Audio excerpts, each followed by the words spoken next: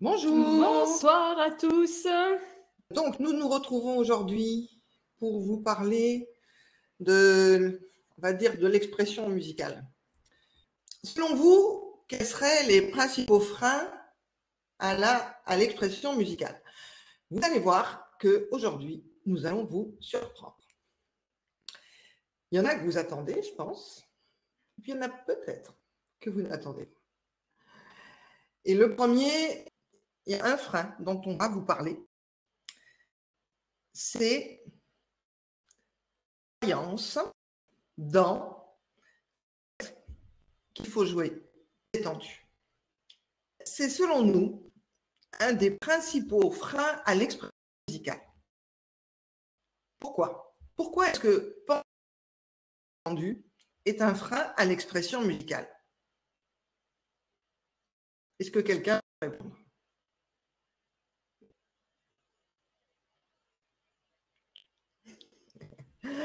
J'imagine que vous avez déjà souvent entendu qu'il faut.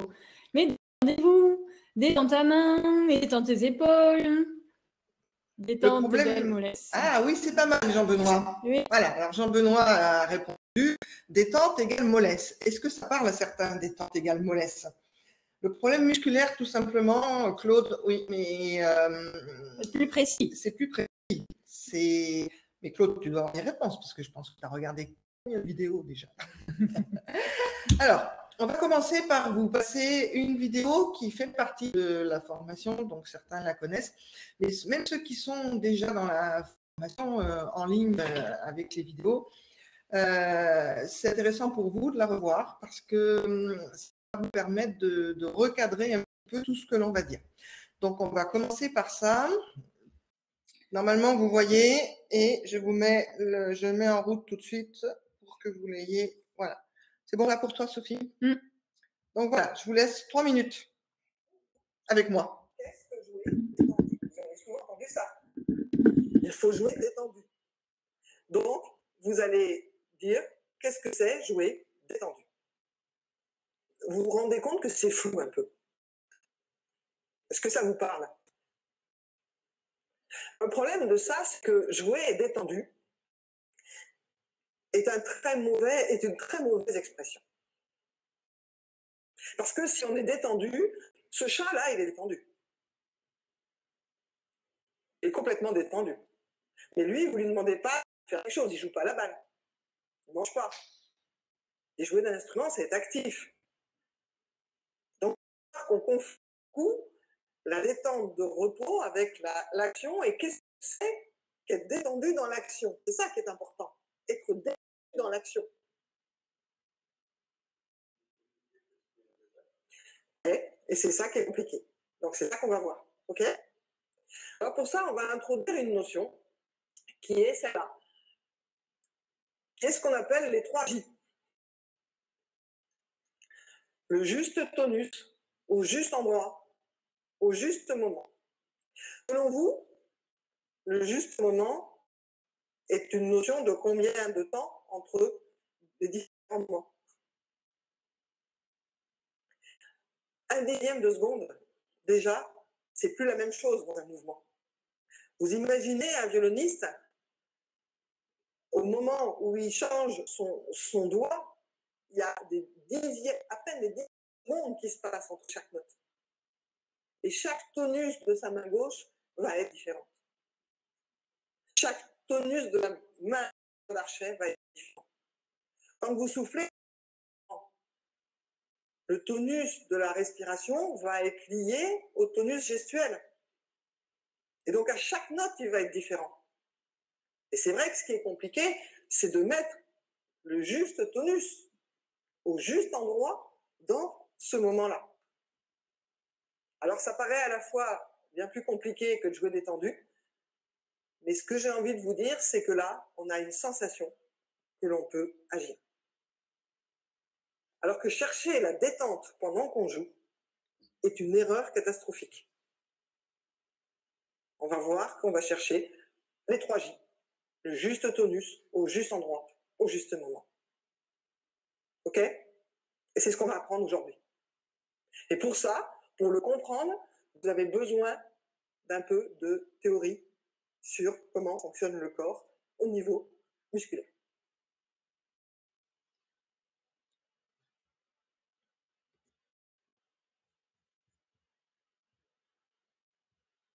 Voilà, nous voilà revenus. Donc, vous l'avez entendu dans la vidéo, on confond souvent la détente et être détendu dans l'action.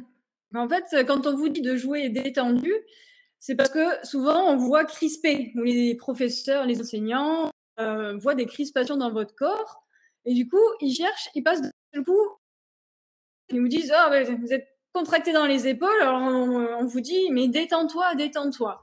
C'est une erreur, parce que, comme vous l'avez vu dans la vidéo, si on est tout détendu, l'action est impossible, car il faut des points d'appui pour faire des mouvements. C'est indispensable, sinon on ne peut pas bouger. C'est ce qui fait que c'est très difficile dans l'espace, par exemple, de bouger, parce qu'on n'a pas de point d'appui. Donc, il est primordial d'avoir des appuis au bon endroit dans le corps. Et donc, au lieu de chercher à être détendu, à dire détends-toi pour enlever une crispation, il faut se poser la question, pourquoi c'est crispé? Pourquoi c'est tendu? Et là, vous devez avoir en tête la phrase, vraiment, qu'il faut tout le temps garder, c'est quand il y a un trop dans le corps, donc un excès de tension musculaire, c'est forcément qu'il y a un manque ailleurs dans le corps. Ces fameux points d'appui vont permettre aux muscles du mouvement de pouvoir faire leur boulot librement et souplement surtout. Il faut que les muscles qu'on appelle dynamiques, donc les effecteurs, ceux qui font le mouvement, on a dans tout le bras par exemple, on a que des dynamiques, ils sont faits pour être tout le temps dans l'action et ils doivent tous coulisser tout le temps les uns par rapport aux autres, ce qui va rendre la souplesse.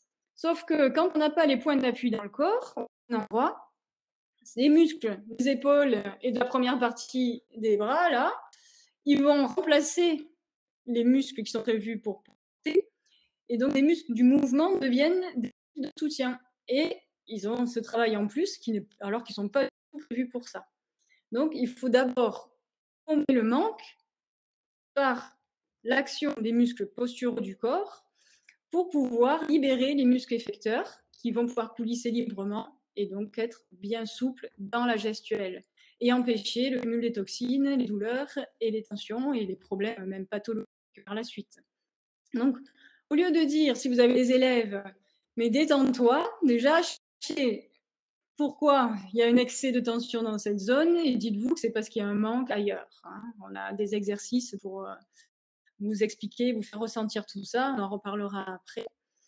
Donc, c'est primordial de se poser cette question pour avoir ce juste tonus au juste endroit et donc au juste moment. Équilibre entre les muscles posturaux et les muscles dynamiques. Donc, on en a des muscles posturaux, c'est des gros piliers qu'on a dans le corps. Il y en a dans les pieds, dans le bassin et tout le long de la colonne vertébrale. Et il ne faut pas confondre les gros muscles qu'on sent dans le dos, le long de la colonne vertébrale. Eux, ce sont des muscles dynamiques. Ils sont vraiment faits pour bouger. Il ne faut pas chercher à les renforcer, ceux-là. Renforcer, il faut activer et réveiller des petits muscles très très profonds qu'on ne peut pas sentir. On ne peut pas les toucher, ils tapissent dans la colonne vertébrale. Et c'est eux qui vont être le soutien, qui vont éviter que ce soit, par exemple, les trapèzes qui portent le bras. Ça va être tous ces muscles-là, puis il y a les muscles de l'omoplate, qui va permettre de tout soutenir pour libérer tous les muscles effecteurs du mouvement souplement. Donc, remplacer détends-toi par joue avec souplesse, ce qui est un bon tonus au bon endroit pour libérer la mobilité. Les muscles posturaux, on en a aussi dans la main, dans les extrémités, on en a dans les pieds et dans les mains aussi. Et ça, souvent, on voit un gros déséquilibre de tonus à ce niveau-là, juste localement, déséquilibre entre les muscles posturaux de la main et puis les muscles effecteurs des doigts et de mobilité du poignet. Beaucoup chez les pianistes, notamment, qui on inculque très tôt les empreintes, il faut la voûte de main, il faut la conserver, il faut tout le temps la conserver, alors qu'il y a vraiment un tonus équilibré. Elle doit pouvoir s'équilibrer entre... On va faire des grands écarts, la voûte doit s'écraser. Si on est tout le temps dans un tonus de voûte de main et qu'elle ne peut plus s'écraser, on ne peut plus bien faire des écarts Et du coup, en technique, c'est plus compliqué. Et on va perdre beaucoup de temps à chercher à faire des écarts et des grandes mobilités avec les doigts sur un trop fort tonus ici, et ça peut créer des tendinites par la suite. Donc, il faut savoir équilibrer. Je relâche le tonus postural dans la main pour faire mes écarts et j'active le tonus postural pour faire des mélodies très linéaires, comme ça. Donc, on va déjà quand même vous faire sentir cette activation et ce relâchement au niveau des mains. On va vous montrer un petit exercice. C'est une vidéo aussi que vous allez suivre. Il y a Marie qui explique l'exercice pour ressentir ce que c'est d'activer les posturaux dans la main et ensuite d'arriver à les relâcher pour pouvoir passer de l'un à l'autre. C'est valable pour tous les instrumentistes, mais les pianistes, vous allez le sentir la différence normalement, encore plus. Voilà, donc je vous partage l'écran à nouveau. Attendez, je vais nous remettre en écran. Je nous remets comme ça. OK. Et les manœuvres vont plus vite. Voilà. Et donc là, je vous partage l'écran pour voir la vidéo de cet exercice. Et après, je vous en explique plus. Et n'hésitez pas à nous poser des questions. N'hésitez pas à faire vivre un petit peu la conférence. Hein. Oui, si je ne suis pas très claire, il faut le dire aussi. Ah oui, je n'ai pas partagé mon écran, ce qui est un peu idiot. Hop. Hop. Voilà.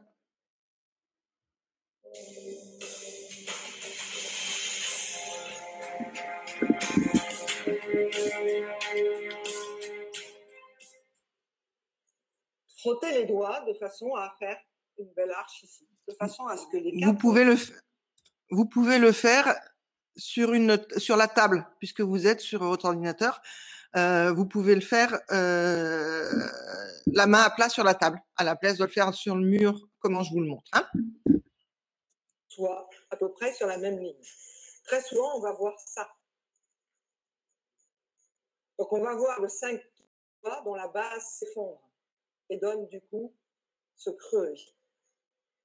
Donc, il va falloir faire le travail de façon à créer cette arche ici. Arche qui va devoir s'effondrer pour les écarts de doigts, mais se refaire pour tout ce qui est précision du geste. Ça va être de donner une solidité des muscles posturaux de la base des doigts pour éviter que les doigts travaillent sur les grands muscles qui, eux, vont plus facilement se mettre en tendinite. Parce que ce sont des muscles dynamiques, alors que ceux-là sont des muscles posturaux. Ils font peu de déplacement, mais peu d'énergie.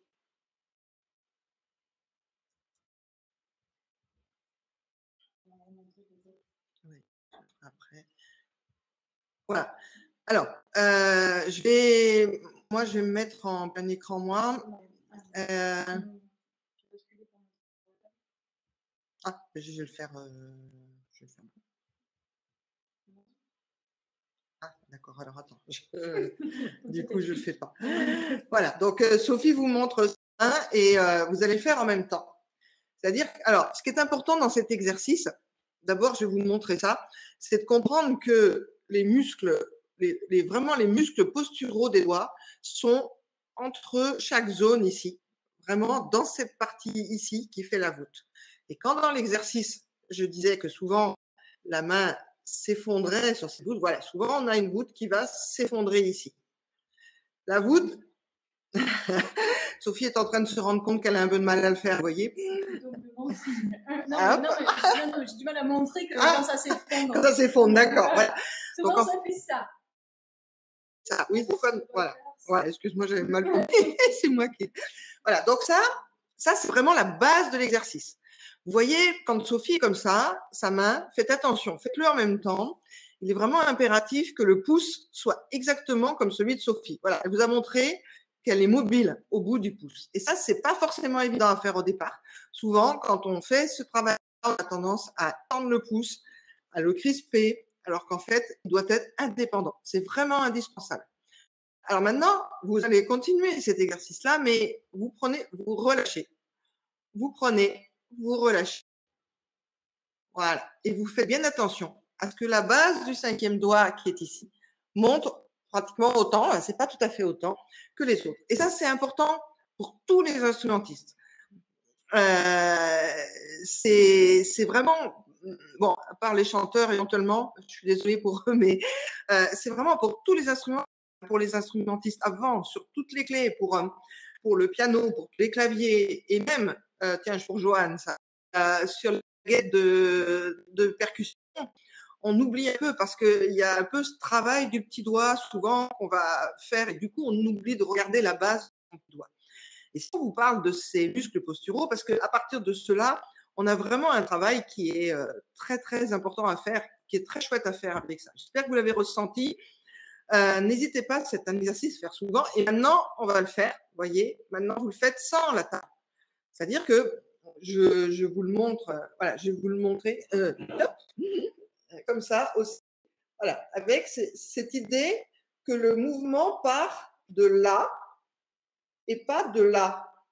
Vous voyez la différence? C'est-à-dire que si je prends le majeur, si je fais ça, ça part de la base.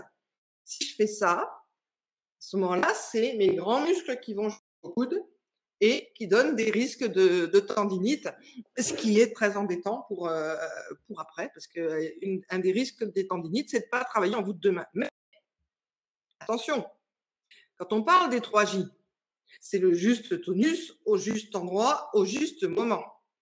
Et l'erreur qui est faite très souvent, alors chez les pianistes, c'est vraiment récurrent parce que ça fait partie un peu souvent de l'enseignement qui se transmet de pianiste en pianiste. Mais chez tous les instrumentistes, je vois Jean-Benoît qui nous dit qu'il va tester sur ses élèves demain à la flûte. Et oui, à la flûte, surtout, alors vous imaginez, t'imagines Jean-Benoît sur la main droite avec cette clé à tenir tout le temps avec le petit doigt, comme quand on apprend aux élèves dès le départ comme ça, ils ont vraiment du mal à organiser leur voûte, surtout que le pouce, du coup, va pas se mettre en opposition. Mais pour tout le monde, et je pense aussi au clavier, n'oubliez pas que la voûte de main, on travaille comme ça pour qu'elle soit solide, mais elle doit pouvoir rester en mouvement. Elle doit pouvoir s'aplatir, notamment pour les écarts. Donc, en fait, c'est jamais quelque chose qui est immuable. C'est quelque chose que vous devez piloter. Et c'est pour ça qu'on vous dit que ce genre de choses, c'est vraiment un des premiers freins corporels, mais c'est même un des premiers freins à l'expression musicale. Parce que à partir du moment où vous essayez de contrôler les muscles d'une mauvaise façon, avec une mauvaise idée au départ, comment voulez-vous qu'en fait, derrière, vous arriviez à vous concentrer sur les bonnes choses? Et donc là maintenant qu'on a vu ça, Sophie va vous parler des piliers, de…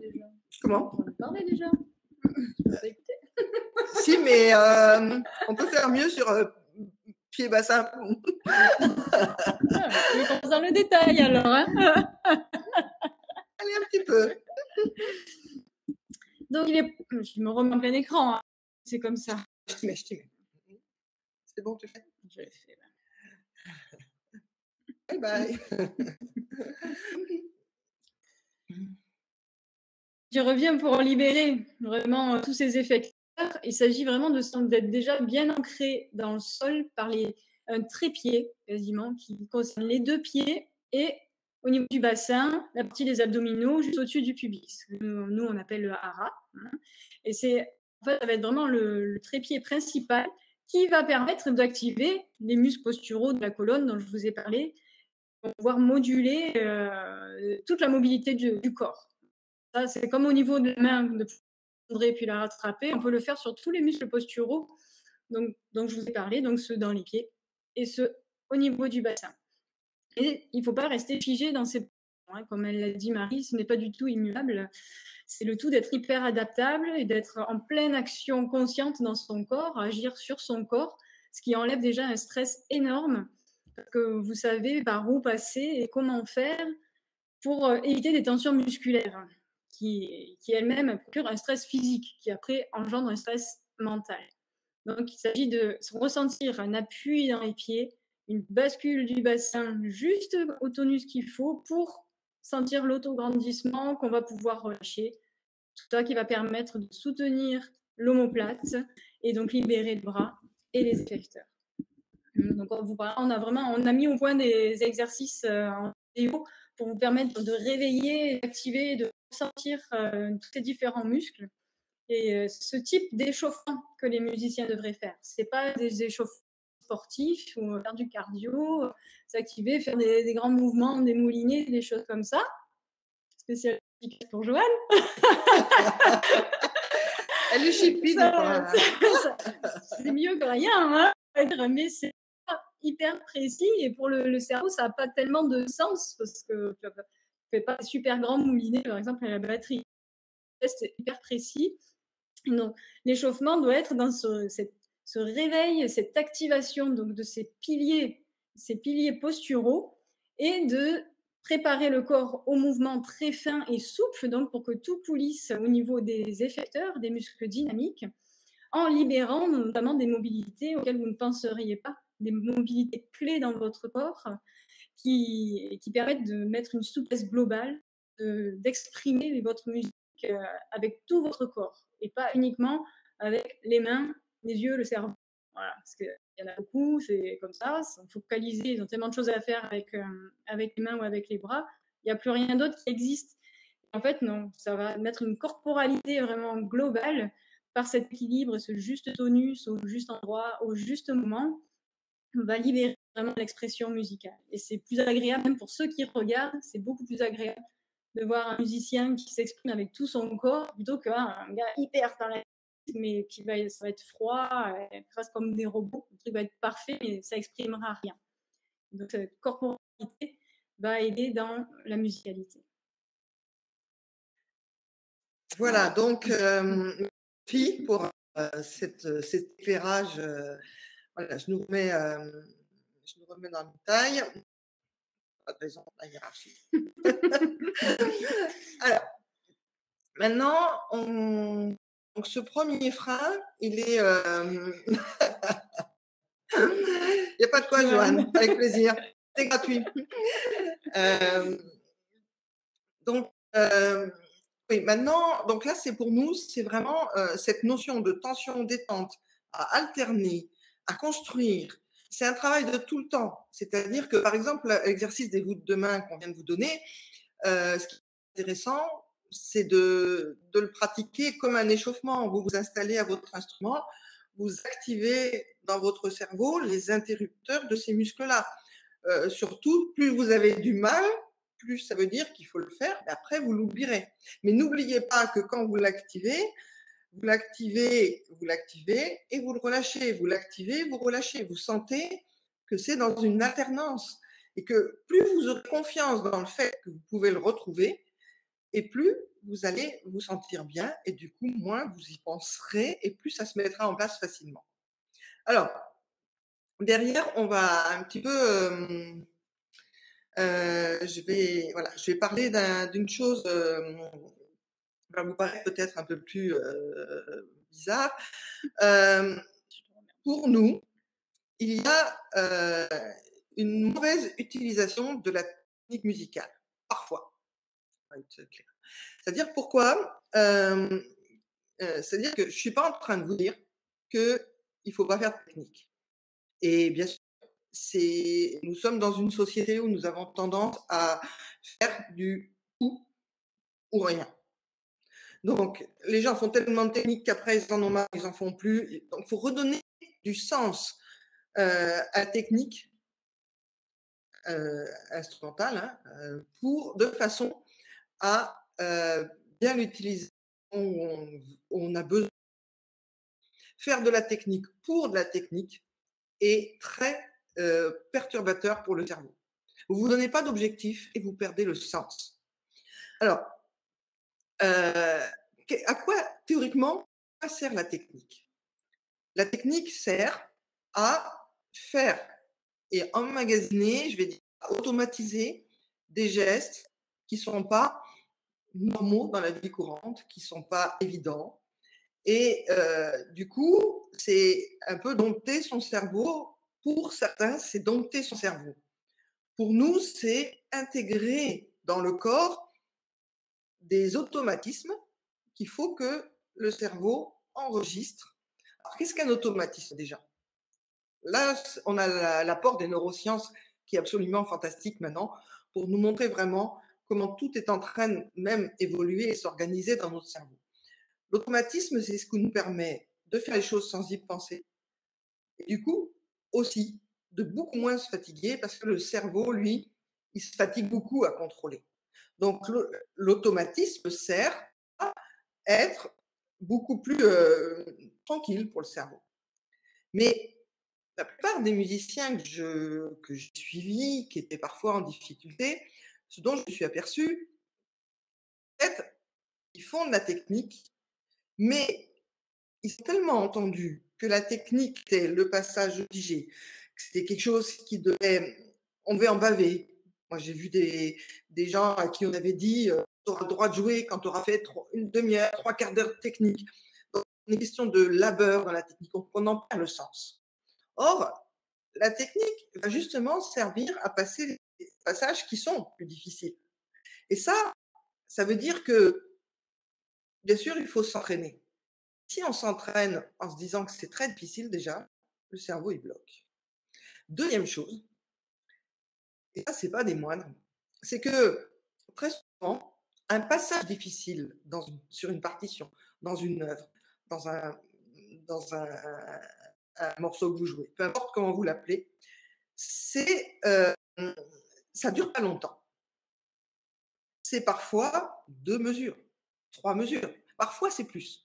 Je suis d'accord. Mais je vous sens déjà jaillir. Mais très souvent, les passages très difficiles sont courts. Et du coup, ils sont ce que j'appelle énergivores. C'est-à-dire qu'ils vont dépenser énormément d'énergie pour le corps pour passer ça. Or, de quoi on a besoin? On a besoin que ces passages soient automatisés pour que le cerveau soit tranquille. Pour qu'à la limite, il sache au bout d'un moment que ça, c'est plus difficile puisqu'il sait le faire. Et à ce moment-là, ça demande une chose, c'est de faire confiance à son cerveau, de lui faire confiance sur l'automatisme qu'il va mettre. Or, souvent, c'est pas ce que je vois. Et puis, du coup, ces passages qui sont courts, finalement, on va les répéter en technique. On va faire des fois très longtemps de la technique et donc très longtemps. Quelque chose de fatigant aussi pour soit les lèvres, pour les instruments avant, ou la bouche, ou la mâchoire, mais aussi pour les mains. Et donc, on va se mettre en crispation et on va des on va répéter ça sans mettre forcément un sens avec. Il va y avoir une espèce de procédure de mise en tension de cette technique qui va perdre de son efficacité, mais surtout son rôle premier. Donc, quand vous avez une difficulté, faites des exercices à côté, mais qui vont vous permettre de passer plus facilement ces passages. Mais ne faites pas tout le temps de la technique pour la technique. Parce que tous, autant que nous sommes, notre cerveau a besoin de comprendre pourquoi il fait quelque chose.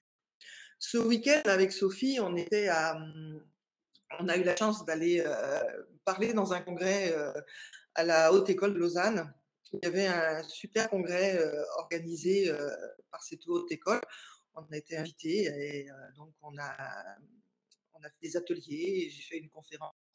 Et c'était très intéressant parce que un des sujets, justement, c'était de comparer le musicien et le sportif de haut niveau.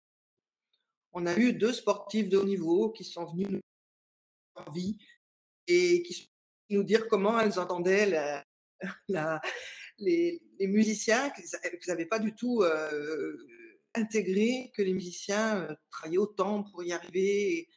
Et juste, j'ajoute, voilà. Parce que là-bas, en Suisse, ils sont dans la même école, les sportifs et les musiciens. Ils partagent les mêmes locaux, les mêmes salles d'entraînement. Donc, ils ont vraiment pu communiquer et voir comment chacun s'entraînait et travaillait. Voilà. Donc, ils ont pu voir les différences. Voilà. Et s'il y a un truc qu'on a pu, moi, que j'ai pu entendre, c'est qu'en ce moment, alors, on a parlé de la solitude du musicien par rapport à la solitude du sportif. du fait que le musicien, il était très isolé pour travailler, il était seul, il n'avait pas de plan de travail, il n'était pas coaché pour son travail, voilà, un peu il se débrouillait tout seul. Mais il y a quelque chose quand même qui m'a marqué parce que ça, je ne savais pas, c'est qu'à l'heure actuelle, dans le sport de haut niveau, dans le sport d'élite, ils ont beaucoup changé leur façon de faire les choses. Et par exemple, il y avait une tennis woman, puisque c'est pas une tennisman, je sais pas comment on dit, une tennis woman, championne de Suisse, hein, qui nous a un peu parlé de tout ça et qui disait que de moins en moins, ils font des heures de technique de raquette en tennis et de taper la balle. Ils font énormément de choses annexes mais aussi ils vont s'aérer le cerveau. Et à un moment, elle disait qu'elle pensait, selon elle, en voyant les musiciens autour d'elle, que ça serait peut-être intéressant que les musiciens visitent d'autres instruments, fassent un peu de sport avec les sportifs, ce qu'on pense, mais pas forcément, pas du sport dans la rentabilité, dans l'effort, non, visiter d'autres choses pour, comment dirais-je, pour améliorer sa capacité à intégrer des gestes automatiques. Voilà. Et c'était vraiment un très, très beau témoignage. J'apporte un peu mon témoignage aussi là-dessus parce que je suis pianiste à la base. Je très longtemps joué du piano, puis là depuis 1 an et demi, je me suis mise au violoncelle. Et en fait, de varier les instruments, ça m'apporte vraiment énormément. Parce que le violoncelle, mais en plus mon mari joue de la harpe, donc chaque fois que je viens chez elle, je m'amuse un peu, elle me montre des choses et de comprendre la technique de positionnement de la harpe qui inclut ce tonus postural obligatoire qu'on doit mettre parce que la harpe est quand même assez lourde et bien sur nous. Ça me permet vraiment de beaucoup plus facilement le mettre en place sur le violoncelle qui lui est tellement plus léger qu'à la limite, pour me dire il n'y a pas besoin d'activer forcément ce tonus, mais de m'entraîner à la harpe à le faire de façon un peu plus forte, ça m'aide pour faire du violoncelle et progresser plus vite au violoncelle. Qui ensuite m'aide pour le piano, parce que là, sans rien du tout, il faut comprendre qu'on doit activer ce même tonus postural en fonction de son doigt joué, alors qu'on n'a rien contre nous, contre lequel on doit faire une contre-résistance. Donc je pense que dans chaque instrument, je n'ai pas testé encore les instruments avant, mais Jean-Benoît, je compte sur toi. Pour voir ce qu'il peut m'apporter et compléter. Je pense que dans une famille d'instruments, on peut s'entraider en fait pour progresser dans l'instrument qu'on a choisi de faire en priorité. Alors, il y a Claude qui nous dit que quand il fait de l'aéron, il joue mieux. Donc voilà, c'est oui, j'ai bien dit ça, Claude. Il joue mieux. Il a écrit moins mal. Il a écrit mieux. Donc voilà, un peu cette idée que finalement la technique mal pensée, mal faite ou faite, je vais dire, en automatique sans en donner du sens. Je vais vraiment insister sur l'idée de donner du sens. Et pour moi, ça a énormément d'importance de vous parler de ça parce que je pense qu'à l'heure actuelle, un des plus gros dangers qui guettent les êtres humains dans notre société moderne, c'est le burn-out ou le burn-out. Moi, quelque part, je vais vous surprendre, j'ai eu la chance de faire un burn-out à 5 ans et j'ai mis du temps à m'en sortir complètement, mais j'ai eu la chance d'être très bien suivie par un médecin qui m'a vraiment montré que le burn-out, c'était pas du tout un excès de travail ou je sais pas quoi, c'était une perte de sens. Ça, je l'ai vraiment bien compris. Et quand je vois tellement de musiciens qui perdent le sens, alors pourquoi je dis j'ai eu la chance de faire un burn-out? Parce que quelque part, le fait de m'en être sortie, dans la conscience où je m'en suis sortie, je sais que j'ai énormément de chances de ne pas en refaire et de m'en être sortie bien. Mais j'ai envie de dire que cette lassitude que j'entends un musicien, c'est vraiment un frein à l'expression musicale parce que on perd le sens de à quoi ça sert de jouer de la musique, si ce n'est à s'exprimer, à partager, et puis oui, justement, à s'exprimer en musique et pas forcément à faire toujours quelque chose qui est en lien avec l'élite. C'est partager aussi. Voilà un petit peu notre réflexion qu'on voulait vous donner ce soir sur la technique qui pouvait être un frein à l'expression musicale. Pas de technique est un manque. Trop de technique ou trop mal pensée peut être un frein à l'expression musicale. Voilà. N'hésitez pas vous mettre vos commentaires. C'est ça. Voilà. Alors, je vois que tout le monde suit, c'est bien. Donc, si vous avez des questions, n'hésitez pas. Je vais aborder un sujet qui va en intéresser bien, parce que les questions qu'on a eues étaient plutôt là-dessus. Je vais aborder le mental. Le mental. Alors, bien sûr, quand on aborde le mental, quand on aborde le mental, bien sûr, on va aborder le trac, mais pas seulement. Merci Jean-Benoît pour les paroles à diffuser largement sur la technique. Je te fais confiance. Je sais que ce qu'on a fait déjà ensemble et qu'on va continuer à faire ensemble, tu vas diffuser. Mais c'est important que les professeurs de musique se mettent comme ambassadeurs de ça. Il n'est pas question que je passe pour quelqu'un qui défend la technique. Hein. Ce n'est pas ce que je veux faire, mais je pense que vous avez bien compris. Allez réfléchir.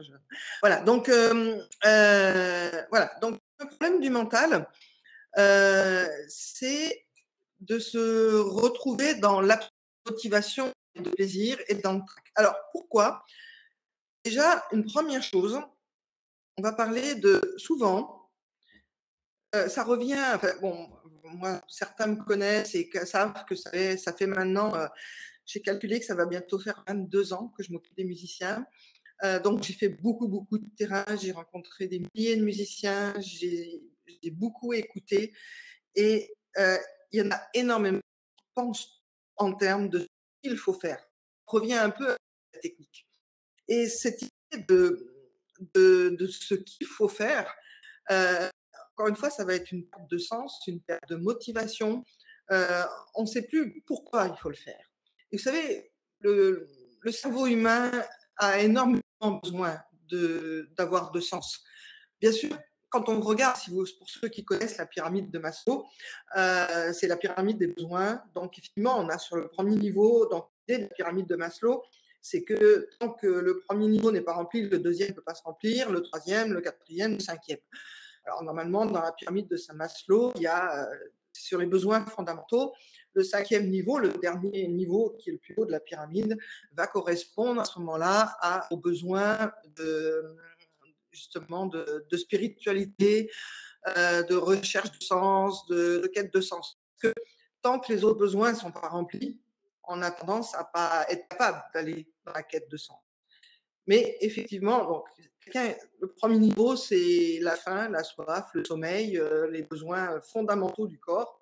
Et effectivement, quelqu'un qui a faim, il ne pense pas à chercher le sens, il va chercher à manger pour survivre, parce que le sens qu'il donne, c'est la survie. Mais la plupart des musiciens, il y a au départ une passion qui est relativement spirituelle au sens large. Moi, j'adore cette phrase de Victor Hugo qui disait « La musique sert à dire ce que l'on ne peut pas dire avec les mots, mais ce que l'on ne peut pas taire non plus ». Donc là-dedans, il y a des niveaux de la pyramide qui sont justement sur tout ce qui est sociabilisation. Et la musique est un outil de sociabilisation. Malheureusement, nous l'oublions trop dans la technique de performance.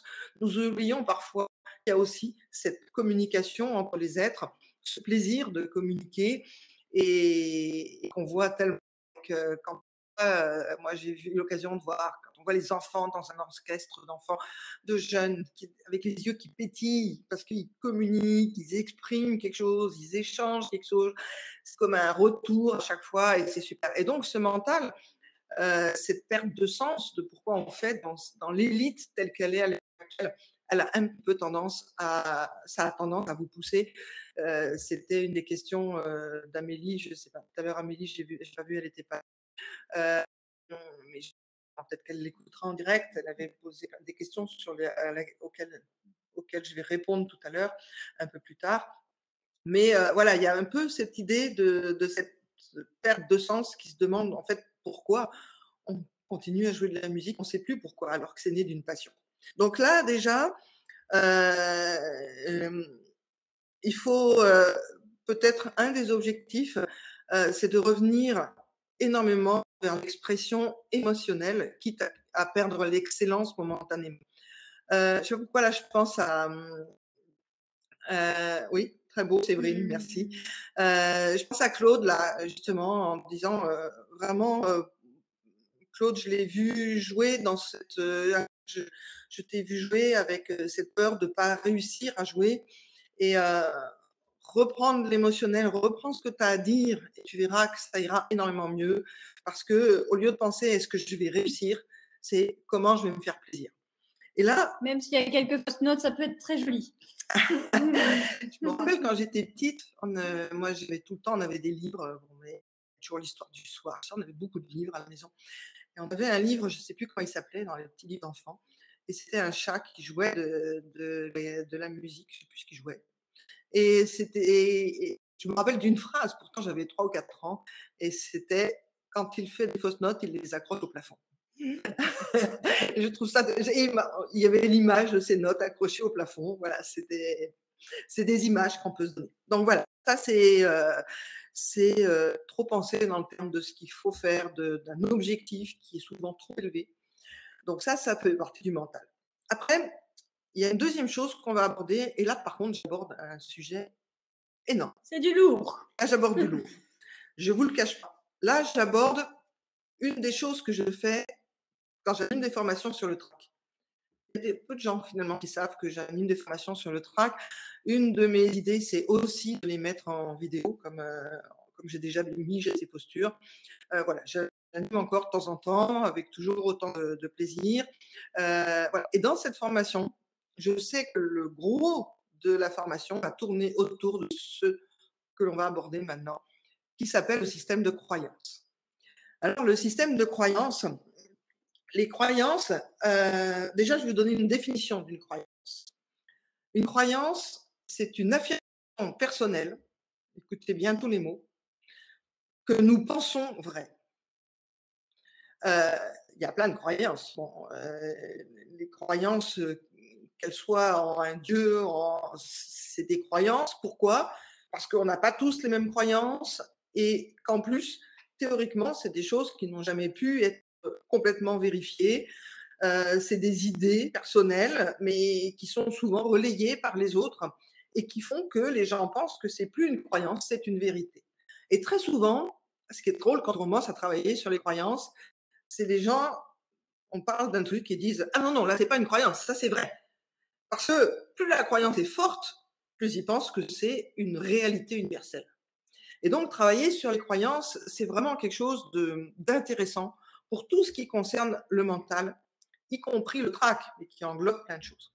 Un premier petit truc, si vous voulez en savoir plus sur les croyances, je vous conseille un livre très simple à lire, qui est ce livre-là, L'homme qui voulait être heureux de Laurent Gounel, vaut moins de 7 euros.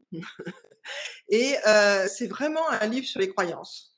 Moi, je trouve très facile à lire. Il est très facile à lire, hein, je confirme, parce que moi, j'aime pas trop lire ce genre de truc d'habitude. Celui-là, il se lit comme un petit roman tout frais. Il est super. Et en même temps, c'est un professeur qui part en vacances à Bali et qui va rencontrer un guérisseur et il lui demande s'il est en bonne santé. Et le guérisseur lui dit, vous êtes en bonne santé, mais vous n'êtes pas heureux. Et il lui démontre pourquoi il n'est pas heureux. Il démontre le système de croyances et ce gars découvre ce que c'est que les croyances et découvre qu'autour de lui, les gens sont bourrés de croyances et que même ce qu'ils pensaient être des vérités, ils disent ça, c'est juste la vérité pour chaque personne, mais pas forcément une réalité authentique. Alors, déjà, les croyances sont une réalité psychologique, mais pas nécessairement une réalité logique. C'est un truc à savoir. Ça, vous pouvez noter. Une réalité psychologique et pas nécessairement une réalité logique. Elle s'organise dans un système qui est cohérent pour la personne, ce qui fait que pour la personne, le système, c'est l'ensemble de ses croyances. Mais ça fait une espèce de tout où chaque croyance est imbriquée dans l'autre et fait partie d'un tout où la personne peut difficilement justement la changer. Une notion importante, les croyances, elles peuvent être aidantes ou limitantes. Nous avons des croyances aidantes. Par exemple, je reprends ce sujet-là, mais beaucoup de gens croient en Dieu, pour eux, c'est une croyance aidante.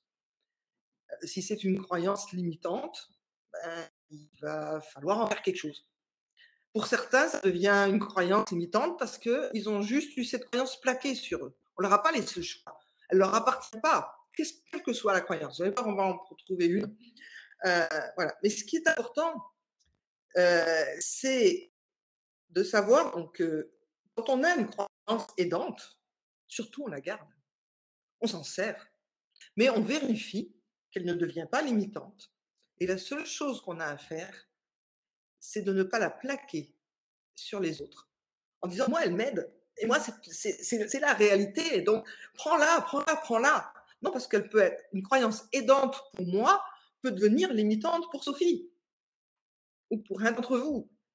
Donc, si elle m'aide, moi, je vais la garder pour moi, mais pas obliger les autres à y croire.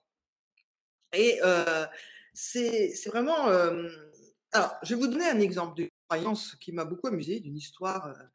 Donc, c'est un marchand de chaussures qui commence à penser qu'en Côte d'Ivoire, peut-être qu'il peut faire un marché. Donc, il envoie un de ses représentants en Côte d'Ivoire en lui disant, voilà, essaie d'aller gagner le marché pour qu'on vende des chaussures en Côte d'Ivoire. Donc, il arrive à Abidjan et puis là, paniqué, il envoie un SMS et il dit, ici, c'est la catastrophe. Tout le monde marche pieds nus, aucun marché à prendre, je rentre. Alors, son patron se dit, c'est quoi cette histoire? Il se dit, bon, ce que je vais faire, c'est que je vais envoyer quelqu'un d'autre. Donc, il envoie un deuxième représentant, sans rien dire, qui arrive à Abidjan et qui dit, il envoie tout de suite un SMS et il dit, ici, c'est super, tout le monde marche pieds nus, gros marché à prendre, envoyez tout de suite mon père. Donc, tout ça, c'est pour vous montrer que c'est vraiment un système de regard qu'on a sur l'extérieur ou sur nous. Et les croyances, alors là, vous pouvez le noter quelque part parce que c'est très important, elles influent directement nos états internes, nos capacités et nos comportements. Et c'est toujours la croyance qui prévaut sur l'état interne. Ça veut dire quoi?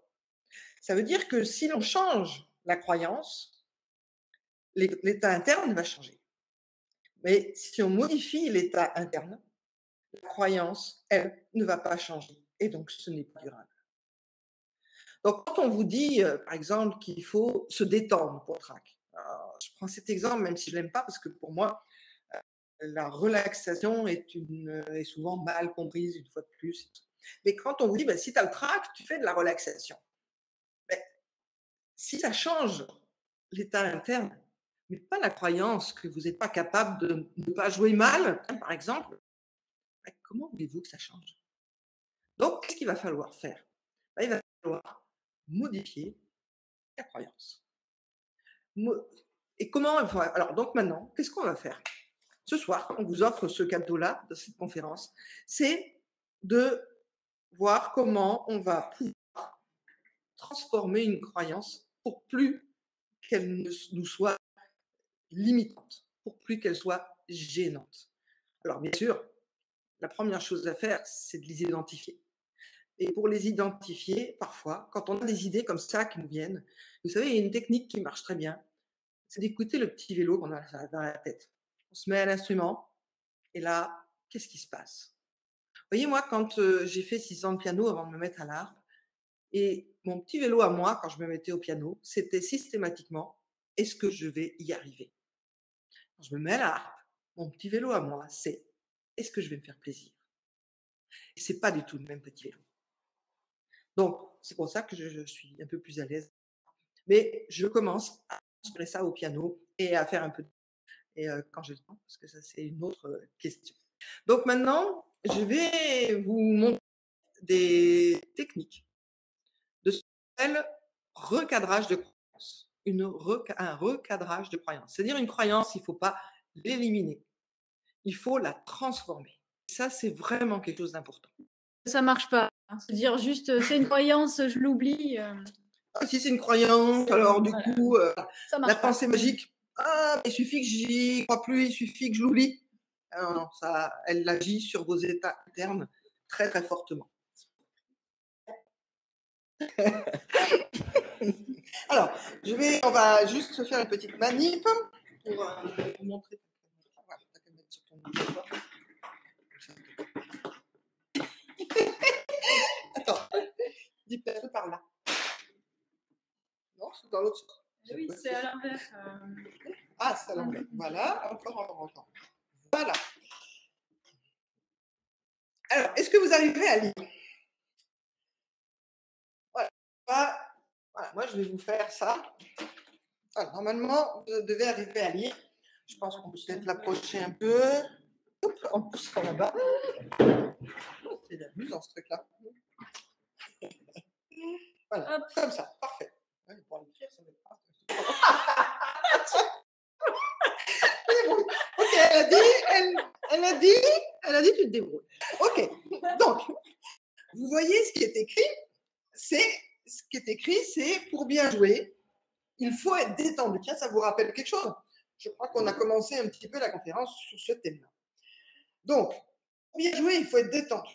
Donc, est-ce que vous imaginez, au vu de ce qu'on a dit tout à l'heure, que ça peut être une croyance?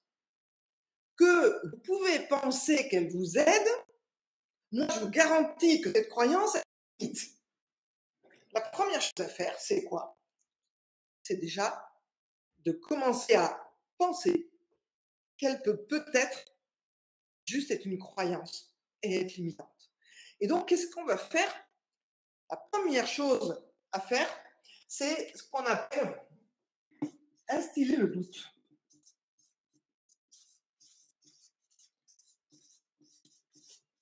Voilà. Ça veut dire que on va réécrire cette phrase, mais on va faire avec un petit doute.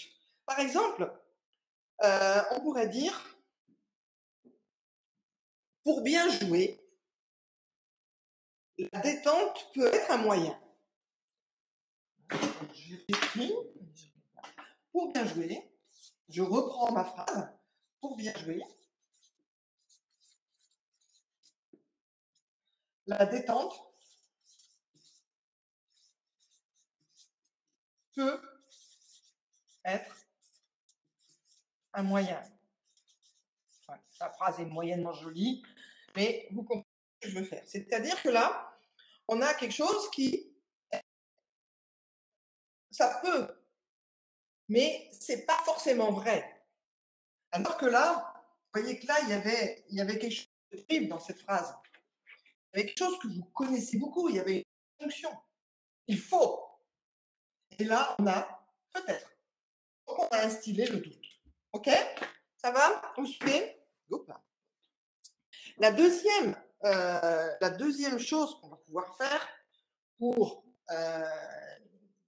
changer cette phrase et essayer d'adoucir la croyance. Alors, l'objectif au départ, c'est d'adoucir la croyance. Je vous garantis que si vous essayez de contrer la croyance, vous allez la renforcer. Ça, c'est garanti. Donc, on va faire une deuxième technique qui va être quitter la généralisation. Excusez-moi, j'écris. Voilà, quitter la généralisation. Donc, c'est dommage en général quand je fais ce travail-là avec des gens en direct, je vous demande des réponses. Vous pouvez mettre des réponses déjà là, hein, mais quitter la généralisation, sortir de la généralisation. Si par exemple on dit pour bien jouer, je regarde que vous voyez toujours, ouais, c'est ça. Pour bien jouer, certains passages.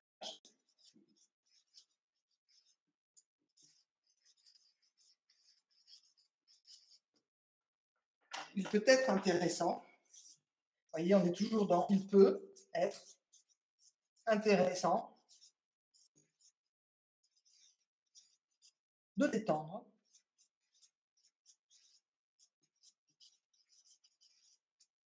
certaines parties du corps.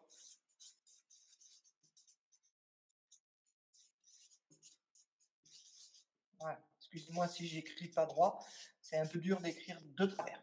Voilà. Ok, vous arrivez à voir? Voilà. Donc là,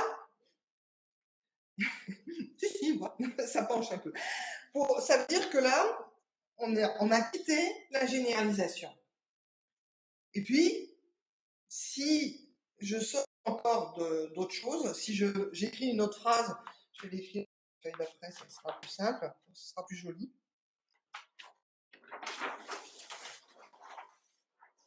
Oui, mais ça ne va pas aller. Je veux que vous ayez, les deux. Alors, je vais écrire en haut.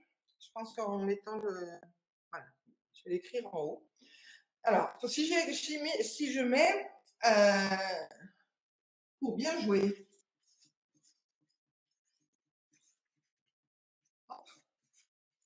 Certains passages, je reprends ma phrase.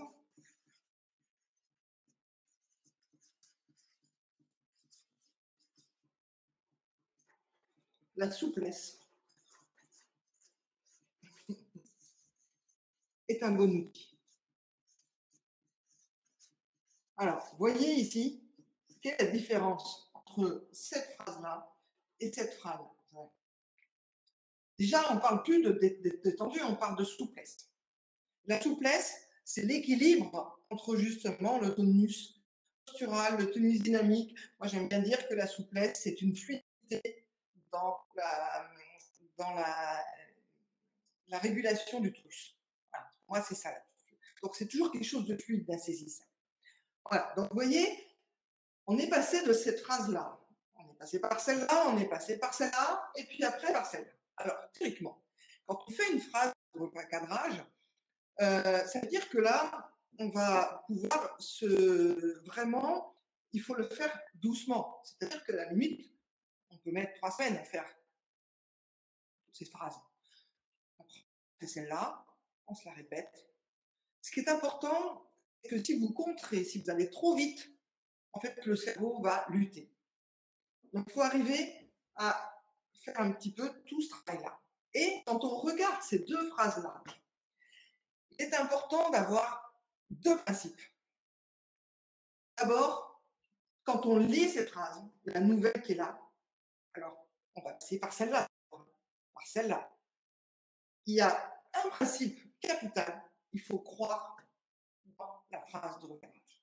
Si vous regardez ça en disant « Ouais, on est bien brave aujourd'hui, on va lui faire plaisir, on l'aime bien, donc on va dire que oui, on est d'accord. » Mais vous n'êtes pas d'accord. Non, il faut vous approprier cette phrase. Il faut vraiment que vous ayez cette notion de vous approprier cette phrase. Et la deuxième chose aussi à faire dans l'idée, c'est que là, j'avais une croyance limitante et j'ai essayé de la transformer en croyance aidante, puisque la souplesse devient un bon outil. Voilà, j'espère que, bien sûr, c'est un peu limité. Je vous enlève ça, je sais que vous avez réussi à écrire déjà ça, vous allez le voir. On se réinstalle. C'est bon, voilà. Alors, qu'est-ce que ça vous fait, ces phrases de recadrage par rapport au trac? Voilà. Alors, je vais vous dire une chose. Je vais vous donner une croyance aidante. En tant que musicien, qui que vous soyez, n'importe quel musicien que vous soyez, vous êtes un héros. Jouez ce que vous jouez, vous êtes un héros. C'est juste ça. Alors, ne le laissez pas s'endormir, ce héros. Admirez-le. Et votre vulnérabilité, c'est votre force. Voilà ce que j'ai envie de vous dire sur le mental. Et le trac, ça se travaille, mais pas n'importe quoi, comment. Et les croyances, la première chose que vous allez faire après cette conférence, c'est être à l'écoute de vos croyances en pensant qu'il peut y avoir des croyances. Ceux qui ont exprimé vraiment que c'était dur, qu'il y avait une croyance sur une incapacité, sur tout ça, n'oubliez jamais que ce sont des croyances. Et que c'est vous quelque part, c'est votre mental qui ferme à l'instant gré. Donc, il faut reprendre les rênes sur votre mental, pas votre faute. Mais c'est de votre responsabilité, de votre action possible. Et c'est là que ce qui est difficile pour le musicien, c'est la solitude. Et n'hésitez pas à demander de l'aide à des gens autour de vous. N'hésitez pas à montrer que c'est pas facile ce que vous faites, mais c'est merveilleux. Voilà. Voilà, donc je vais laisser… Tu es brillante. Moi, j'aime bien quand elle me dit que je suis brillante, ça me va, ça me fait plaisir. Allez, remets-toi en… Oh. Elle a pris le plein écran. Au revoir. J'adore, je m'en reste pas, j'en pleure presque, dis donc. Alors moi, je vais revenir à des choses plus terre à terre. Les freins qu'on peut avoir aussi pour l'expression, cette musicalité. Une fois qu'on a libéré tout ce mental, fait ce travail des croyances, il peut rester quand même des véritables douleurs concrètes qu'on va avoir, type de tendinite, douleurs vraiment directes sur les muscles effecteurs dynamiques. Hein. Tendinite, c'est compression nerveuse ou douleurs articulaires.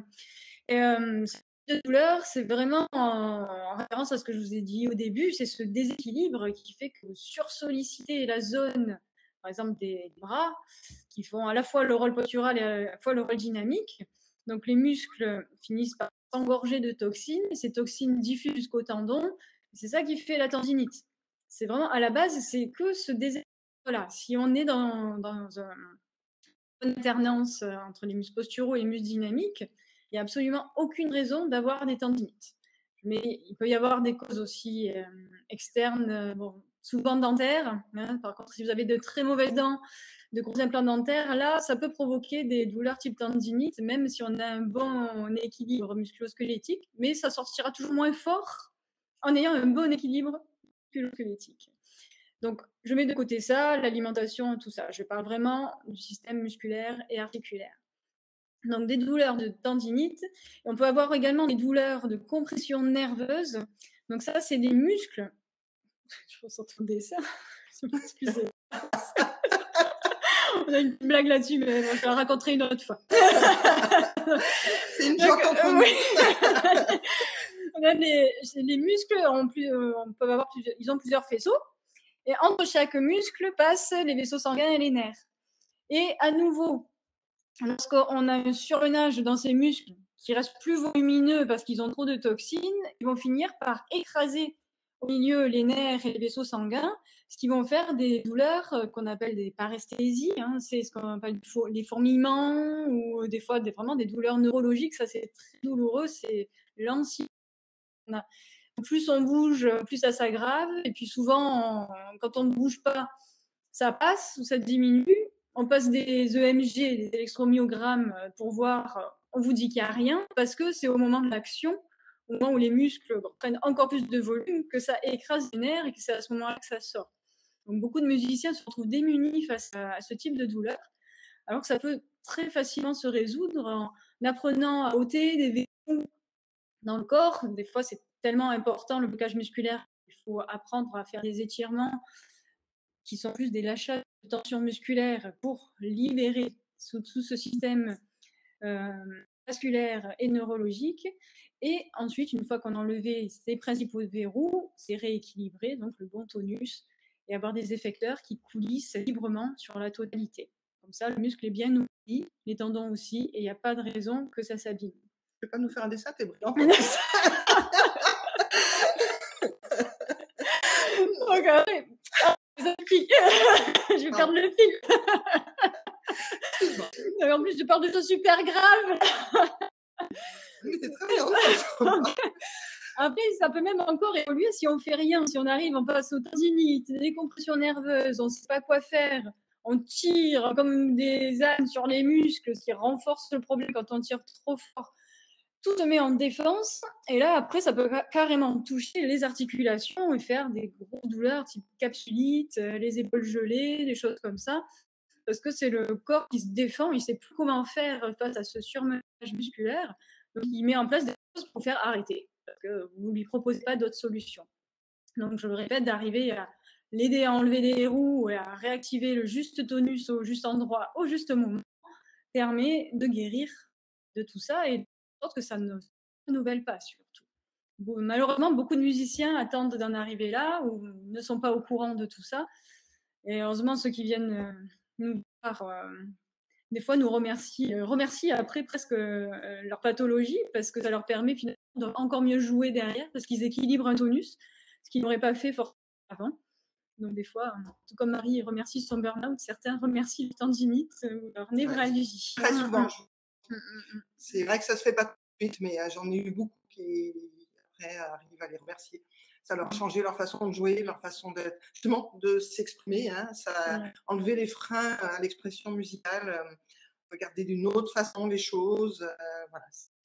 C'est rigolo, quand on était à l'orchestre de Lille, pour la présentation à l'orchestre de Lille, il y avait un trompettiste, une à la fin qui nous dit « Ah, mais oh, je suis super contente. Alors moi, je suis venue, je commençais à avoir mal aux épaules, et puis je repars, je joue mieux. Que demander de plus ?» C'était super. Ouais, voilà. Donc, ça arrive très souvent.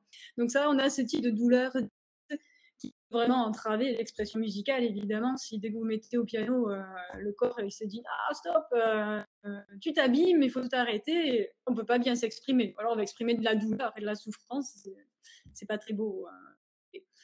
Après, on a également des douleurs indirectes qui, on ne va pas forcément penser que ça va influer sur l'expression musicale, le blesse dans les membres. Donc, ces douleurs indirectes peuvent être des douleurs dans le dos. On revient toujours à ce fameux juste tonus. Souvent, on prend les gros muscles du dos, au centre de chaque côté de la colonne. C'est eux qu'on bloque, qu'on verrouille. Bien souvent, je veux dire, presque 100% des cas, parce que tout le monde est trop en arrière, on est décentré, le centre de gravité est trop en arrière, la plupart sont sur les talons, les épaules reculées, après en fait, ou effondrées, ou très très dynamiques reculées, mais la conséquence reste la même, parce que la se tasse elle-même, ce qui fait que les muscles rentrent encore plus en défense pour protéger ça, et ils n'arrivent plus à se relâcher, ils rentrent en surmenage musculaire, et après ça fait des problèmes de dos, de tassement vertébral, voire même des hernies discales, des choses comme ça. Et donc d'être dans cette contrainte derrière dans le dos, on ne peut pas mettre en place le bon tonus postural, les piliers, les pieds, bassins et de l'autograndissement de la colonne, ce qui fait que les épaules ne peuvent pas être libérées, et à nouveau, on se retrouve dans des verrous dans les épaules, les bras, qui bloquent cette expression musicale. Donc on a ces douleurs de dos liées à la position arrière et qui peuvent être des fois digestives aussi. Parce que le système digestif est attaché à la colonne vertébrale et au diaphragme. L'estomac et le foie sont moulés sous le diaphragme, et en dessous, tous les intestins sont attachés presque directement sur la colonne vertébrale. Bon, il y a des plans, hein, des médecins, Claude est médecin, non? Claude est médecin. On va m'en vouloir, je vulgarise pour le tout public. Hein. Donc, il y a des membranes, il s'attache sur les muscles, mais bon, les muscles sont tellement proches de la colonne vertébrale que les intestins, on peut résumer en disant que les intestins sont attachés sur la colonne vertébrale. Donc, quand il y a un trop gros lâchage musculaire des abdominaux ou un bassin trop en avant qui envoie le ventre vers l'avant, ça vous fait que les intestins et le ventre poussent, tirent tout l'avant, s'attachent dans le dos, les intestins, ça fait ça, et hop, la colonne se retrouve toute tirée vers l'avant, ce qui renforce à nouveau les muscles, les gros muscles du dos qui se mettent en protection en défense, qui taillent, etc. Et à nouveau un cercle vicieux qui s'installe, qui se répercute sur l'expression musicale, parce que vous ne pouvez toujours pas mettre en place ces fameux piliers posturaux qui vont libérer la souplesse des effecteurs. Voilà. Donc là, tout ça, évidemment, nous avons des solutions pour vous qu'on a mis en place. On va vous en parler là, maintenant. Je pense qu'on a fait le tour des principales causes des freins de ces expressions musicales. Alors, je vais répondre aux questions. Il y a une question de Lucille. Oui. Je vais y répondre. Je vais répondre à la question de Claude qui l'avait posée avant et la question d'Amélie, même si elle n'est pas là parce qu'elle regardera en. Mais si tu veux, on peut faire leur montrer ce qu'on a fait avant ou comme tu veux. On fait enfin. J'en parle déjà, on va dire. Donc, on a mis au point des exercices en vidéo pour vous permettre d'activer et de ressentir tout ce qu'on vous a dit au niveau corporel. Jean-Benoît, il les connaît. Oui. Il est acteur dessus. Oui, c'est vrai. C'est un filmé, comme ça on peut s'identifier à différentes personnes. Donc, qui est un lot d'exercices qui est constitué de 9 exercices d'échauffement. On a mis ça comme échauffement, même si on n'aime pas trop. Mais donc ces échauffements permettent vraiment de comprendre, visualiser, ressentir, activer, réveiller ce tonus postural, donc des pieds, des hanches dans le bassin, le long de la colonne vertébrale et dans les omoplates pour porter les bras. Donc, ils sont guidés. Donc, 9 exercices qui à faire. Au début, il faut prendre le temps de les ressentir pour activer. Mais après, une fois qu'on les connaît, on peut les enchaîner très vite. Et en 15 minutes, on a la totalité de cette préparation qui peut beaucoup servir avant une prestation, voilà, un concert. Réveiller tout ça pour ensuite libérer. Il y a aussi des exercices de grande mobilité, les fameuses zones clés dont je vous parlais tout à l'heure dans le corps, des fois qu'on ne connaît pas. Il y en a une en plein milieu du dos qu'on ne connaît pas, et pourtant, si on n'apprend pas à l'activer, cette mobilité, une fois qu'on a mis le tonus postural en place, souvent on a beaucoup de difficultés à se lâcher, à s'exprimer librement parce qu'il y a quand même des VO. Donc ces échauffements permettent d'activer le tonus postural et de mobiliser des points clés dans votre corps. Et avec les échauffements, donc, il y a aussi des étirements. Là aussi, on a mis étirement pour que ça parle à tout le monde, même si le terme exact, c'est le lâchage musculaire. C'est apprendre à enlever les verrous musculaires, ce dont je vous parlais un peu tout à l'heure, qui peuvent des fois être tellement forts que c'est eux qui finissent par créer les pathologies. Donc là, il y a 15 exercices qui concernent sur tout le corps, qu'on les a mis dans le cadre de chaînes musculaires. C'est pas du tout les étirements que vous pouvez trouver, que le quadriceps, comme ceux qui courent, qui après font que le quadriceps, ou que les biceps, des choses comme ça. C'est dans les chaînes musculaires pour les musiciens, pour libérer pleinement les effecteurs et leur plein potentiel. Donc voilà, 24 exercices en tout. On vous fait un tarif webinaire ce soir, c'est les soldes en plus, 10% de réduction. Donc, normalement, le pack est à 52 €. Pour le tarif webinaire, vous êtes à 42 € ce soir. Ne vous en privez pas parce qu'en plus, souvent, on en ajoute. Une fois que vous les avez, même si on en ajoute, vous recevez les nouveaux exercices qu'on met ou qu'on modifie quand on améliore. C'est tout le temps en mouvement. C'est notre mot. Hein. Même nos formations sont en mouvement et vous bénéficiez de tout ça. Le pré-webinaire est jusqu'à dimanche soir. Voilà, oui, jusqu'à dimanche soir, minuit, comme la citrouille, comme Cendrillon. Voilà, jusqu'à dimanche soir, minuit. N'hésitez pas. Et puis, partagez le lien également, hein, si vous connaissez des gens que ça pourrait intéresser. Normalement, avec vos téléphones, si vous avez quelque chose, les iPhones, on peut le faire avec l'appareil photo. Et les autres téléphones font un logiciel avec le QR code, vous arrivez directement dessus. Vous n'avez pas besoin de marquer. C'est celui donc du bas. Voilà. Évidemment, on remet en route, on vous montre aussi la formation globale, gestes et postures du musicien. Ça, c'est une fois que vous avez fait les échauffements, les étirements, vous les avez bien compris, bien assimilés. Dites-vous que c'est possible de ne plus avoir à les faire une fois qu'on est vraiment dans ce juste équilibre. Il n'y a plus besoin d'enlever des verrous puisqu'on ne les met plus en place normalement. Pour ça, il faut vraiment une compréhension complète du corps. Je vous encourage aussi à prendre évidemment cette formation pour tous ceux qui sont curieux de la physiologie du corps et de bien visualiser et comprendre comment tout mettre en place, avec quels muscles, où est-ce qu'ils se situent. S'il y en a qui ont vraiment besoin de visualiser tout ça pour l'intégrer, là, cette formation, il y a plus de 6 heures de vidéo. C'est la formation que Marie a animée pendant des années sur le terrain. 22 ans. 22 ans. Voilà. Sur le terrain, au moins vous l'avez de façon illimitée. Voilà. Et qui vous permet vraiment de comprendre tout dans le corps. Il y a des tutos et il y a un coaching gratuit pour tous ceux qui achètent cette formation. Que vous pouvez faire dès le début pour qu'on vous aide à cibler quelle vidéo prioritaire vous devez regarder. Parce qu'on peut le faire par webcam, hein, le coaching. Claude, tu as un coaching gratuit, tu n'oublies pas. Hein. Ça se fait par webcam, on le fait très bien. C'est l'observation qui est le plus important, ça là-dessus, on est au point. Donc, voilà. Donc là aussi, pareil, tarif webinaire. Alors là, 50%, hein, au lieu de 480 €, elle est à 240 €, pareil, jusqu'à dimanche nuit. Parlez-en, diffusez, soyez curieux, mais osez pour vous exprimer librement dans votre musique. Voilà, tu as un petit mot à ajouter, Marie? Oui, tu es partie. Non, je ne suis pas partie. Je me remets en partage avec toi. Ok. Alors, je vais remettre en plein écran puisque je vais répondre. Alors, je vais répondre. Euh, Merci Jean-Benoît de valider. Jean-Benoît, il connaît parce que lui, il est acteur dans les. Si vous voulez connaître Jean-Benoît, vous prenez mes exercices d'échauffement et d'étirement, vous le voyez. C'est lui qui nous aide.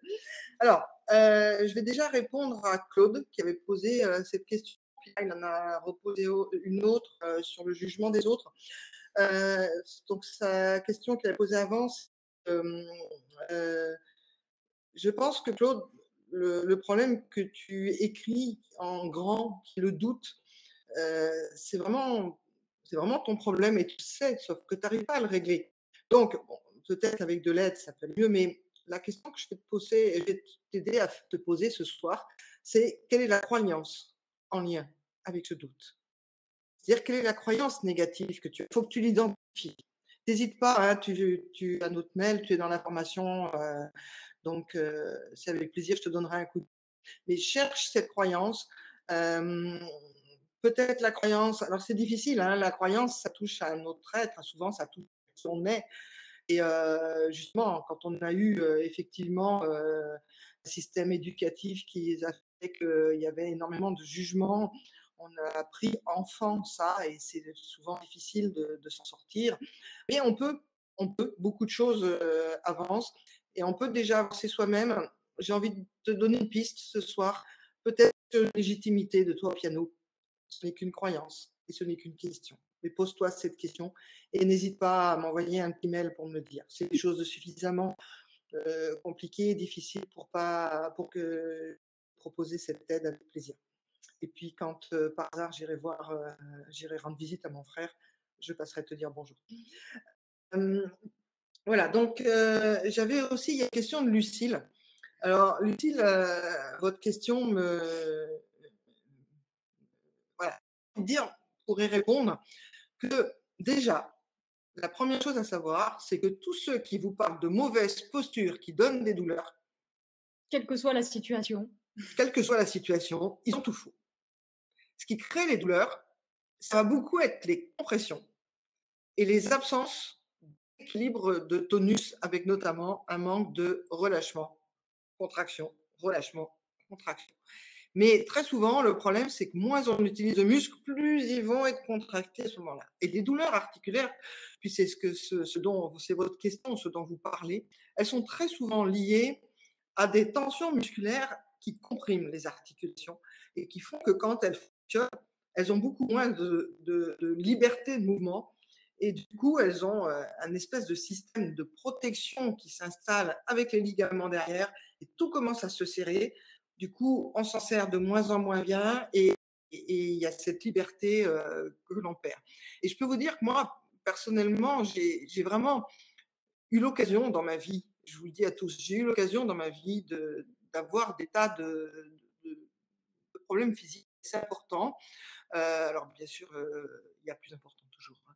Mais notamment, par exemple, j'ai eu très très mal au dos de 18 à 36 ans. Mais quand je dis mal au dos, je me bloquais 1 à 2 fois par an à ne plus pouvoir me lever pendant 8 jours. Je ne sais plus ce que c'est. Donc, j'ai envie de dire que rien n'est fiable. J'ai eu un problème de genou suite à un accident de ski quand j'avais à peu près 13 ans. J'ai à peu près réglé ce problème, mais qui est toujours là. J'ai beaucoup usé mon genou avant.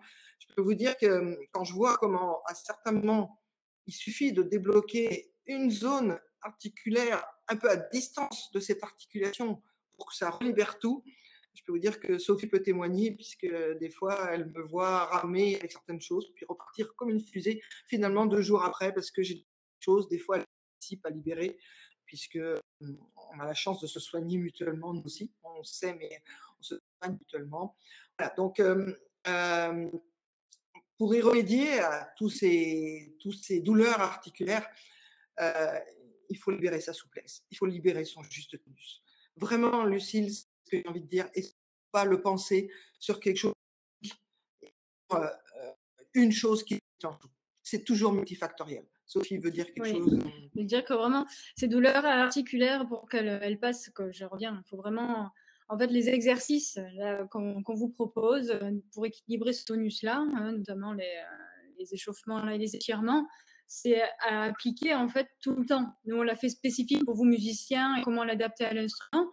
Mais si vous le faites dans n'importe quelle situation de la vie, en fait, ça évite tous les problèmes. C'est-à-dire quand vous allez voir l'appui dans les pieds, en étant enfant, des choses comme ça, on le met dans les PDF, dans le texte qui accompagne les vidéos, mais c'est de faire quand vous faites la cuisine, des choses comme ça. Ça va vous protéger pour toutes les circonstances. Et le faire en dehors de la musique va vous faciliter la tâche pour le mettre en place en musique. Et après, ça devient c'est du tout ce qu'on vous explique, c'est vraiment qu'on a naturellement inscrit, mais qu'on a oublié ou qu'on a masqué par d'autres systèmes musculaires qu'on a fini par automatiser. Donc, faites revenir le naturel et vous aurez beaucoup moins de problèmes dans toutes les circonstances de la vie. Oui, souvent, ce que je vous disais tout à l'heure, hein, quand on est dans on pense de ce qu'il faut faire et qu'on s'est éloigné du temps que l'on donne finalement à sa vie et on n'arrive pas à sortir des besoins primaires et on plaque sur les besoins des autres, finalement ça coince. Alors, j'avais une petite réponse à faire à Amélie qui, je crois, n'est pas là, mais qui, je pense, le reverra en replay. Puis ça peut vous intéresser aussi, c'est en lien avec le trac, le doute et tout ça. Voilà. Amélie, elle parle de. Oui, j'en profite du coup pour vous dire que, avant qu'on se quitte, que cette conférence, vous pouvez la voir en replay. Donc, vous aurez le lien du replay dès que la conférence sera finie. Donc, voilà. Et puis, on va la mettre sur YouTube. Alors, je vais certainement à terme la mettre sur YouTube en accès libre, mais. Un jour. Donc, toujours à quelques semaines, parce que ça me demande du travail et qu'en ce moment, je suis dans un gros travail énorme. J'arrive pas, donc voilà. Mais bon, on a plein de projets, du coup, il faut tous les mettre en place. Mais c'est le genre de conférence qu'on va mettre après sur YouTube un petit jour. Mais dans le replay, voilà. Et si jamais vous n'avez pas réussi à prendre les liens pour les offres qu'on vous a fait, vous avez notre mail et vous nous envoyez un mail, on vous les renvoie. Ou si vous connaissez des gens qui sont intéressés, on leur envoie par mail. Voilà, n'hésitez pas. D'ailleurs, je vous rappelle qu'on a une chaîne YouTube avec plein de choses gratuites dessus. Sur YouTube, vous tapez Smart Movements, donc c'est en anglais, donc il n'y a pas de U, Movements, et avec un S, et vous tombez sur notre chaîne YouTube gratuite, il y a une playlist spéciale musicien. Donc, pour les d'Amélie, il y a deux questions en fait dans sa question. Il y avait en fait l'idée que Amélie, vous aviez des échéances qui étaient comme une stimulation, mais qui, au bout d'un moment, c'est comme ça que je l'ai traduit, devenait une pression. Et ce que j'ai ressenti derrière, c'est que vous passez d'une stimulation à une pression négative. C'est-à-dire que la pression devient tellement forte qu'en fait, ça devient vraiment une pression qui devient complètement négative, qui devient quelque chose, j'ai envie de dire, c'est un petit peu comme un animal qui, on voit ça chez les animaux pour lutter contre le stress, on sait, mais nous aussi, on le sait un peu moins. Ils ont une capacité de s'immobiliser pour pas risquer de se faire repérer par un animal prédateur. On le voit très bien chez les moutons, par exemple. Et il y a même dans ce cas-là, il y a même un arrêt des surrénales qui se bloque et qui donne comme une fatigue intense qui nous tombe dessus et qui fait qu'on a l'impression qu'on ne peut plus bouger. Et ça, c'est notre cerveau qui dit oh, tu ne bouges pas parce que tu es en risque, donc tu ne te fais pas repérer, t'attends. Et en fait, quand il y a quelque chose qui se passe bien, hop, le système se remet en route.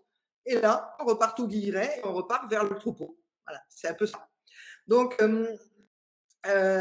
cette pression négative, elle est souvent par le fait d'une peur irrationnelle qui vient là. Et on en revient toujours à la même chose, c'est que cette peur qui devient irrationnelle, cette pression, alors qu'il y a une envie au départ, elle est certainement liée à un système de croyance qui s'est installé. Voilà. Et puis Amélie posait aussi la question elle a une motivation avec un besoin de retrouver du jeu instrumental pour le plaisir. Donc là, on est en plein dans tout ce qu'on vous dit ce soir, pour se faire du bien. Mais ce qui la gêne, Ce qui vous gêne, Amélie, c'est que le fait que vous avez l'impression que si vous préparez quelque chose à jouer, vous jouerez pour personne. Et que du coup, ça vous coupe dans votre motivation. Et là, j'ai envie de vous donner deux personnes que vous pourriez aller écouter sur YouTube, qui pour moi sont des gens qui ont une certaine référence. Et dans ce cas-là, c'est vraiment un conseil que je vous donne, mais les autres peuvent justement l'entendre. Alors, Amélie, est-ce que je dois me promettre des échéances pour faire quelque chose qui me plaît? Non, puisque les échéances, c'est quelque chose qui devient pour vous une pression négative. Donc, il ne faut pas se mettre des échéances, il faut se mettre des envies. Et je pense qu'il y a deux choses sous-attentes, mais qui sont chez beaucoup de gens. Chez beaucoup de gens, quand on parlait tout à l'heure du mental, il y a une difficulté d'estime de soi. Alors, pour l'estime de soi, il y a trois piliers. L'estime de soi, c'est un ensemble d'amour de soi, d'image de soi et de confiance en soi. Et ça, c'est les trois piliers à travailler. Je les ai travaillés, ça fait beaucoup de bien. Moi, je ne le regrette pas. J'ai encore le travail de temps en temps, et ça va mieux. Je peux vous conseiller, c'est que je trouve qu'il y a quelqu'un de fantastique pour parler de ça, qui s'appelle, vous ne l'oublierez pas quand je vous l'aurais dit, qui s'appelle Jean-Jacques Crèvecoeur, ça s'écrit en un seul mot, Crèvecoeur. Et sur YouTube, vous cherchez Jean-Jacques Crèvecoeur, donc il a fait 5 conférences sur l'estime de soi, 5 sur l'estime de soi, avec 2 vidéos qui vont expliquer les causes de la perte de l'estime de soi, c'est très bien vu. Et une troisième vidéo qui va parler de comment retrouver l'amour de soi, une vidéo qui va parler de comment l'image de soi, une bonne image de soi, et une cinquième vidéo qui va parler de retrouver la confiance en soi. Et du coup, qui va vous amener à avoir un plaisir de jouer pour vous aussi, sans peur de jouer mal, parce que c'est une expression. Je pense aussi à Claude quand je dis ça. Ça, c'est la première chose. La deuxième chose, c'est un peu pour Amélie, mais peut-être que d'autres peuvent s'y retrouver, c'est pour ça que je dis à tout le monde. L'histoire de se dire je joue pour personne, il y a dessous, et tout ce que je vous dis, c'est des choses que j'ai vécues pour moi, donc je ne suis pas dans le jugement. Il y a souvent une dépendance affective. Et la dépendance affective, c'est très fréquent dans notre système parce que dans notre système européen, l'éducation ne nous aide pas du tout à être indépendant affectivement. Et là, il y a une autre personne, moi j'aime bien, qui a sur YouTube, qui dit des choses un petit peu à l'envers de tout le monde, mais ça, moi j'aime bien. Donc, il s'appelle Laurent Martinez. Et vous tapez sur YouTube Laurent Martinez, dépendance affective, et vous avez je ne sais pas combien de vidéos. Et ça peut vous aider à trouver des pistes. En tous les cas, je les ai écoutées, ça m'a appris beaucoup de choses, ça m'aide à moi et ça m'aide à vous aider. Voilà, donc j'espère que ce soir, on a rempli la mission qu'on s'était donnée, qui était de vous parler des freins par rapport à l'expression musicale. Alors bien sûr, on n'a pas fait le tour, on n'avait pas la tension. Mais on espère vous avoir donné quelque chose qui vous permette de trouver des pistes, revenir aussi, écouter d'autres choses. On va refaire des conférences. Normalement, je pense que la prochaine sera le 4 février, mais on ne sait pas encore le thème. Donc voilà, c'est un peu le mystère. Suspense. Des fois comme ça, tout d'un coup, il y a Sophie qui m'envoie un SMS. Et si on parlait de ça, ou moi qui lui dis, oh, et puis tiens, j'ai trouvé ça, ça peut être vraiment quelque chose d'intéressant. Voilà. Donc, et puis une idée aussi, hein, n'hésitez pas à nous proposer des thèmes. Parce que nous, on a absolument plaisir à vous dire ce que l'on a. Notre expertise. Notre expertise liée beaucoup à notre expérience sur le terrain, notre expérience de soignante, notre expérience de coach, notre expérience d'enseignante et maintenant notre expérience de créatrice de formation sur Internet, ce qui est à la fois un boulot énorme et énormément plaisir.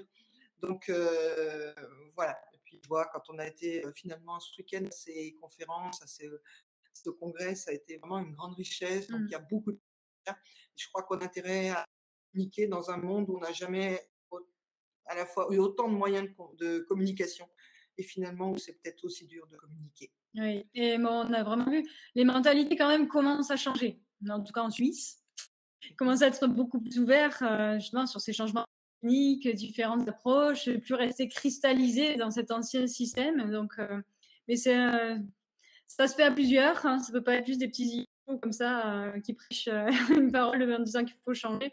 Ça doit se faire tous ensemble, donc on espère pouvoir aider, guider pour que le plus de personnes possibles qui nous accompagnent dans ce sens de changer ces mentalités très ancrées chez les musiciens qui sont des freins finalement.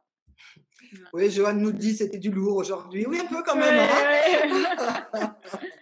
Oui, mais justement, est-ce que c'est pas intéressant d'aborder les vrais problèmes et d'oser les aborder? C'est pas toujours difficile, hein, dans un monde qui à la fois a tendance à vouloir se transformer, c'est nécessaire, et parfois se replier sur lui-même, et c'est normal. Donc voilà, en tous les cas, merci beaucoup pour votre participation. Merci à vous.